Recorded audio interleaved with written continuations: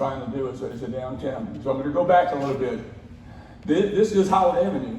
If you had a chance to see some of these pictures in the past, that's kind of, when I was a kid and when I was kicking around, that's what I remember. First thing we did, in, I think 16, that brick walkway, right? You see in the middle, there's a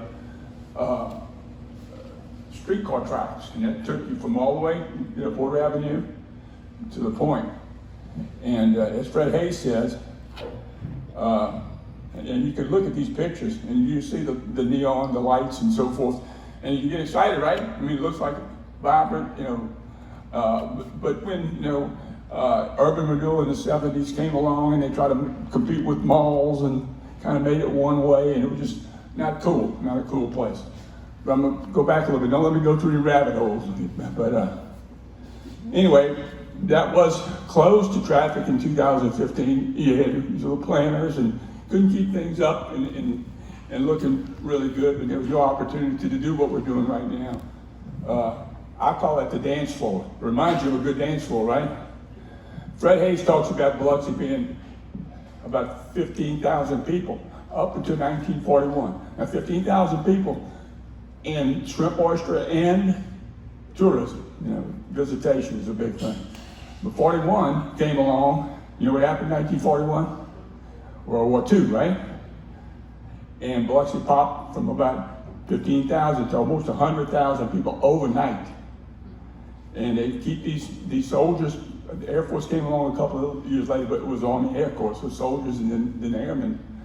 But almost overnight, 100,000 people came into town. They kept them in barracks and in tents, and they let them loose on weekends. So that's pretty much why every form of entertainment, gaming and dancing and drinking, all illegal in some people's mind.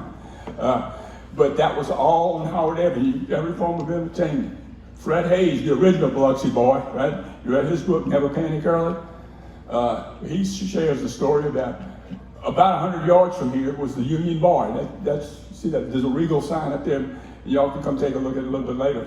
But he said there were world-class pool games. Every pool hustler from Texas to Florida would come in here and try to get in these money games. He said, I learned geometry in that building.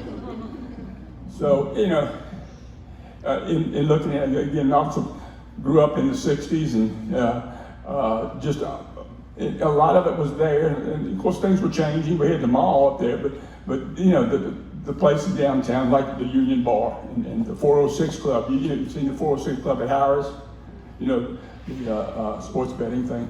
Well, that had its roots in Biloxi. 406 was a sports betting venue, if you will. So it all kind of related. There was enough people like me that remembered, hey, this is good. But when you look at that, I get excited every time you see the lights. I think that's actually from like 61 and 62, but this is 1940. There's probably 6,000 people in the Armed Forces Day Parade. And so it was vibrant, I think, and really a cool spot. So that vision, along with, the waterfront. Yeah. The one in the center is actually, you never know, because you only see about 2 steps right now on that beach. There's actually 9 steps. If you go you see the lighthouse in that picture, but there's 9 steps. And over the years, sand has been pushed right up to that to protect the seawall. That seawall's not going anywhere. If you look at the construction, the road might go somewhere, and the rest of the town might go somewhere, but that seawall is not going anywhere. And so a couple of projects we'll get through in the thing will show you we always constructed to have an experience of walking, touching, smelling, and enjoying the beach. So those 2 things drove me in my 2020 look ahead, so to speak, after 2015. So let me say this: if you have any questions, stop me. I'll work best, in answering anything. I don't want anybody puzzle looks or anything like that. But anyway, that began wheels turning and understanding what could be done. I think that was about $2 million project when we actually did that. But it's done, and I think you can see the traffic and the activity from Sanger and from the Barks building, this building, on down to Community Bank just invested was it about 2 years ago? A bunch of money. So it started the realization that it's coming, it's here. So any questions so far? So that's as far as development, that was key in our mind to early on to make as much, make as much direction and pointed it into what we need to do. Long term, I envision, living, playing, eating, doing everything you want, and doing business on Howard Avenue again.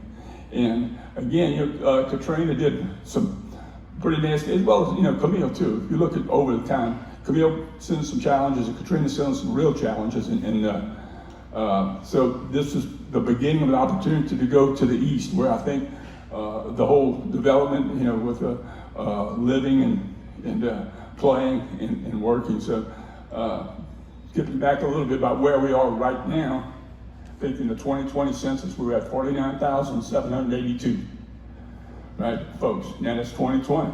Now, we're talking about business development. One of the challenges we have as a city, Biloxi has as a city, when you try to attract grocery stores or other businesses, they run on what? Metrics, right? And what is your house count? What is your driving distance?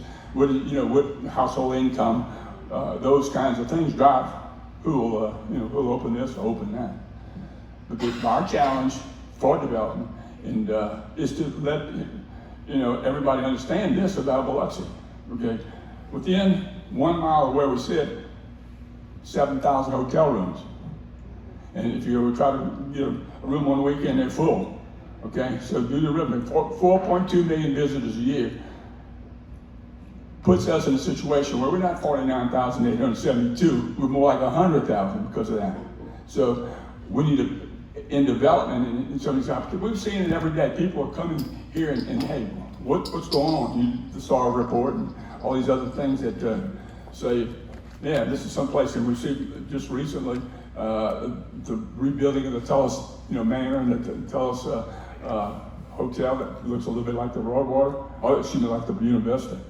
So it's really challenging, but I'm excited about it, as you can kind of see that this is like an addiction for me. Okay, so it's not a job. I'm enjoying every minute. I've even banging on the piano a little bit. So, but that's the sort of the vision 2020.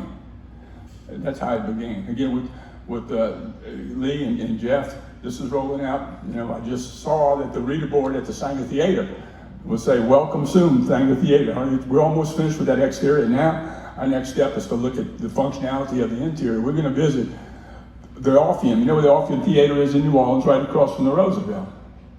And one of the functions, one of the special things that you can do, it's a theater, but in like 20 minutes, it can rise. The floor can kind of magically level out. Now it's a dance floor, or it's a Mardi Gras balls or wedding receptions. 455 can be seated there. So it's another little aspect. We're not rushing, to open the Sanger Theater. We want, as much function as we can.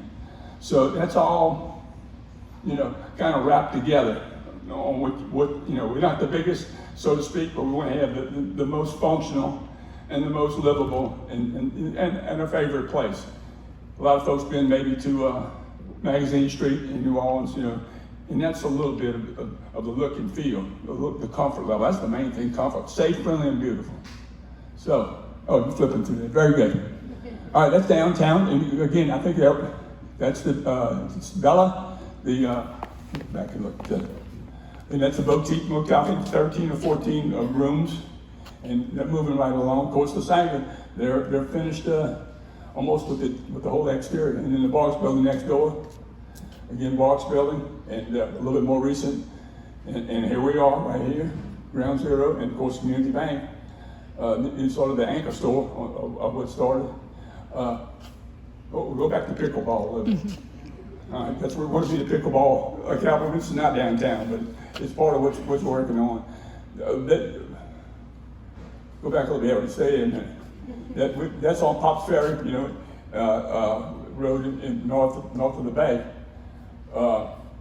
the expansion, we allocated about $200,000 in this budget to put the locker rooms and the restrooms and all that sort of facility, but probably another next phase after we do this, on your left-hand side, we'll actually expand it to 24 pickleball courts. And you would not believe, the attraction of pickleball. But, okay, John.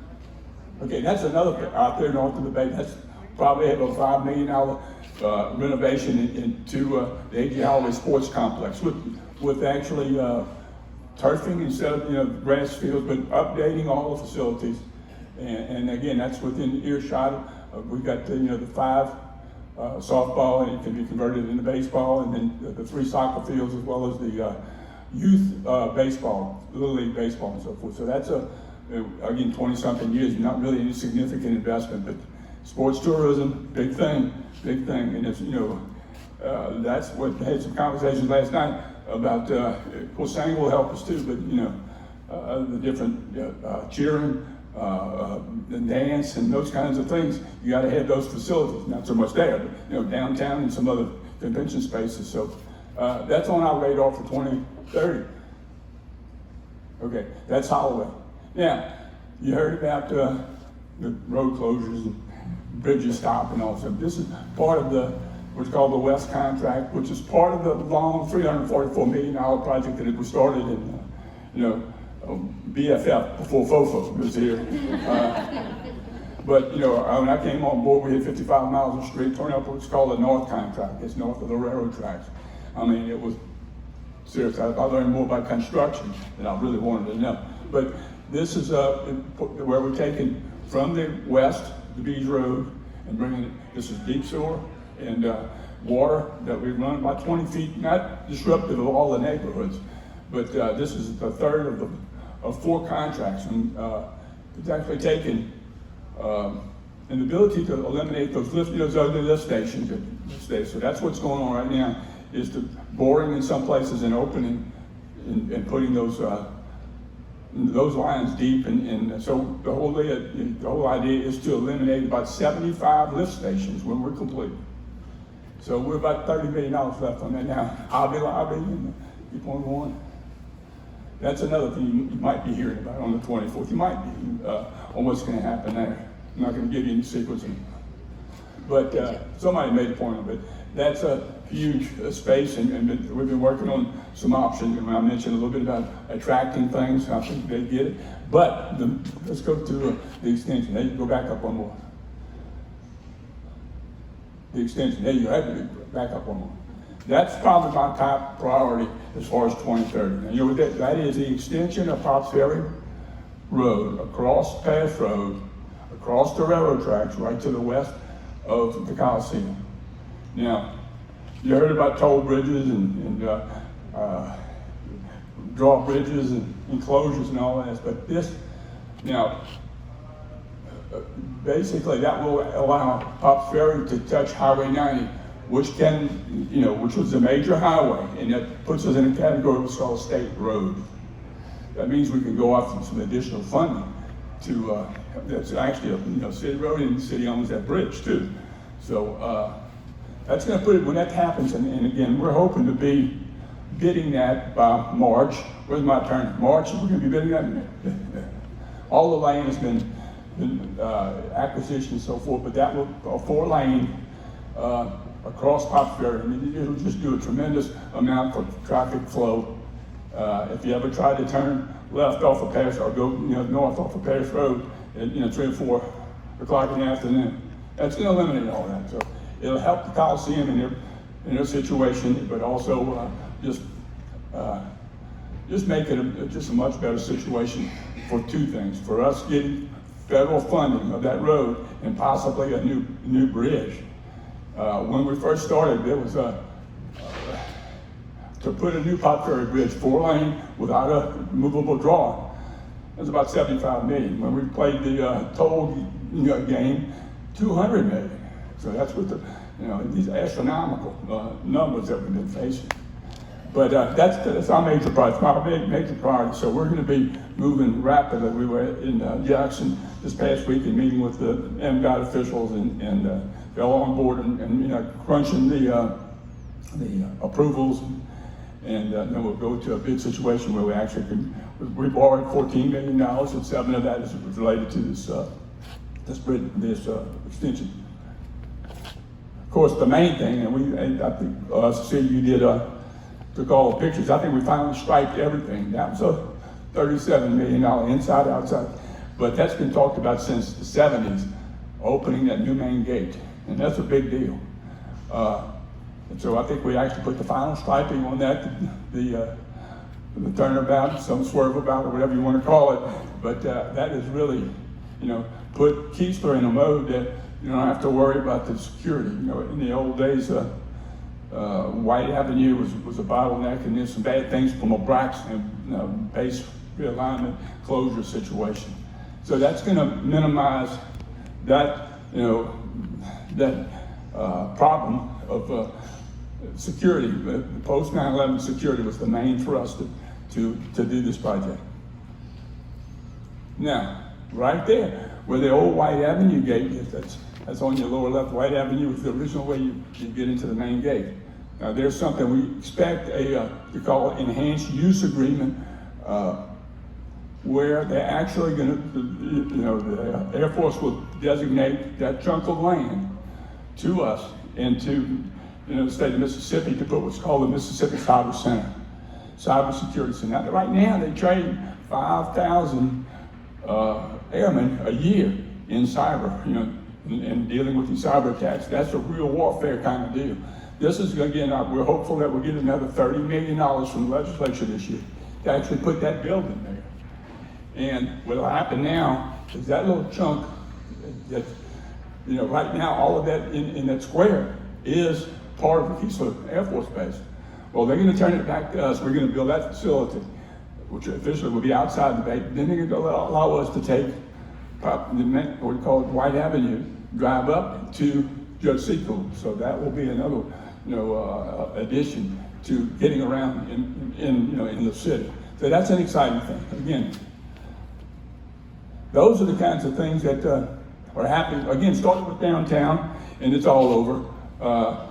Again, the extension and the ability to move traffic and do the things that are pretty cool. That's a picture of the old, actually the original Borden's Milk, right?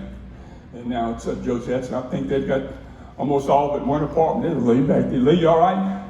Okay. I gave you and Jeff a heads up on how this all got started. I'm going to invite him up there. I played the piano already, Lee. I said I played the piano already.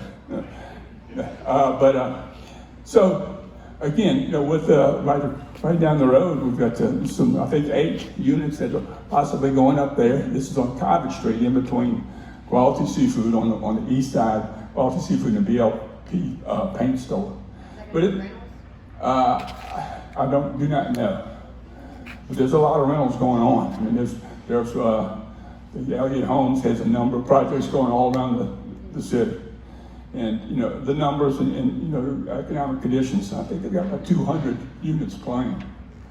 But there's also, again, the hotel situation is this was the new one that had a lot of controversy about what you can put in a historical area, but that's moving forward. And it has a unique look, but that's right by the White House on Highway 90, a little bit to the west of, okay, that's a big play arcade, and they're doing some cool things there that make some additions. But again, long play, I think we've reached some favorable decisions about what can be done with that tremendous arcade vision. So a pier may be constructed right to the south in between. So that's something that really, if we're successful and some of the folks from the state of Mississippi, you said you can't do that, but we've got a Supreme Court decision that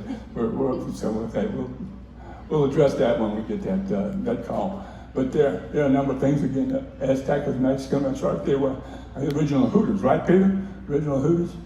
And I was excited about the trampoline park going in, so I'll be bouncing there a little bit. Not, watching my grandkids or something.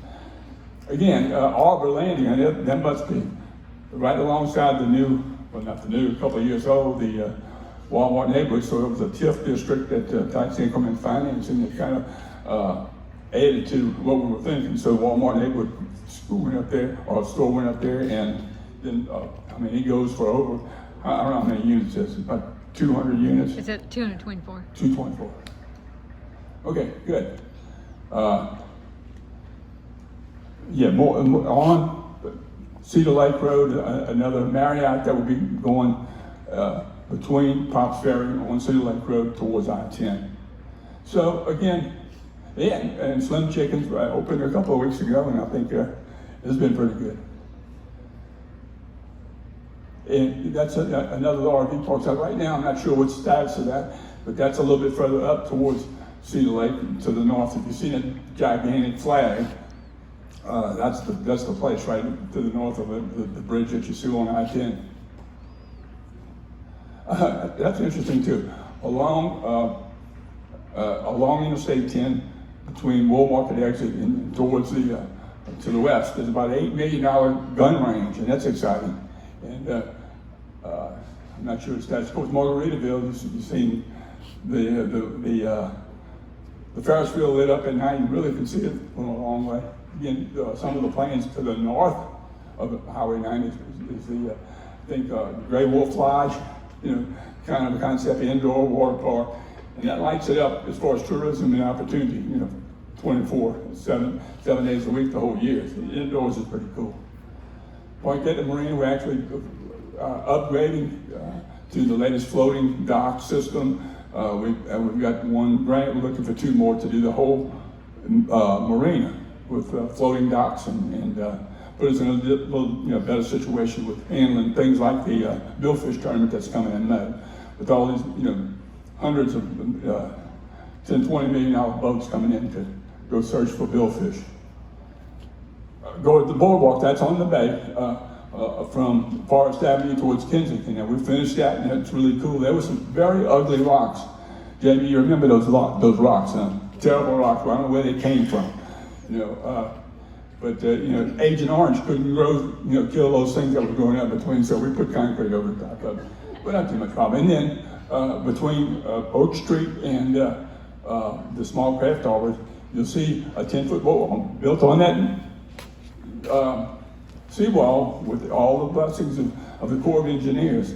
That's a unique thing where we actually put an 18-inch knee wall on the edge towards the beach to actually raise the profile so that sand won't blow up over the top and onto the streets, which is a huge pain. We spend about $500,000 a year because of that sand, taking up now. The last part it's bid, I think we're notice to proceed, I think 25,000 tons of heavy duty sand. A micron is a millionth of a meter. Well, and the sand that's on that beach is like 100 and something, maybe 150 microns. We're getting 400 micron sand. So it's going to take more wind and longer endurance to blow that sand. So we've got some unique things that we're going to attack. We got 11 miles of that shoreline. And Port Fred, and you know what that is. That's Fred's is right across from the lighthouse. And Fred, like I said, he's the original Biloxi boy. And so we built a statue of him on top of a base that looked like the Saturn V. And he's actually looking towards Pierre Lemoyne Diab built right next to the visitor center. But these seagulls have no respect, not at all. Yeah, but we have a solution. But this is the last. But anyway, basically, our public works will have to go clean Port Fred off every day. But we actually put a little ultrasonic collar on him that those seagulls they don't like that. So we ain't hurt him, it just landed another place. So that's pretty much yes, sir. Yeah. Well, again, it's $1.3 billion, right? It's a lot of zeros. I think they're a couple of $100 million short at this point, but they're moving day by day. Same thing with the Tivoli, which is about a $700 million project. Tivoli has some challenges for us, the state of Mississippi and suitable gaming and so forth. But yeah, they're still on the radar. We're hopeful. Just like anything else, everything seems to take 3 times longer than you would think. But that's a big number. Talking about Vision 2020, right? 15 to 20. Who envisioned 2020 and 2021? As far as pandemic and those things. And for a city of Biloxi, when a big part of your budget, 30-something% of your budget is what, gaming revenue, and you hit 3 months in a row with zero. Okay, it's a big deal. So I didn't envision that. I don't think anybody else envisioned what we went through, but luckily bounced back from that. We had 2 good, $1 billion gross gaming revenue years in a row. Well, it really has turned the heat up on people looking at it, not only just the gaming, but everything else related to it. So, yeah, it's still alive. I won't say, I can't give you a time frame, but we're hopeful of that. Yes. Where's the hotel going and see what it costs? It's on the, where a little bit to the west of Cedar Lake, behind the Sonic. Where the Sonic is right there. That, I think that's on Pops Ferry, that construction. Car wash. Yeah, okay, that's right. But it's, kind of very short distance away from it. That's what you asking a question. Well, y'all are easy so far, everything's I'm happy to talk a little bit about our story and our plans and so forth, but like everything, plans change, but in Fred's book, right, Never Panic Early, you got to process it and look at it from every angle and then make the call. Most of the time, looking at it like that, it reveals itself to you. So, anyway, John, that's all the slides I got, huh? So, all right, well, I thank y'all, and if you no questions, y'all have a great day. Thank you.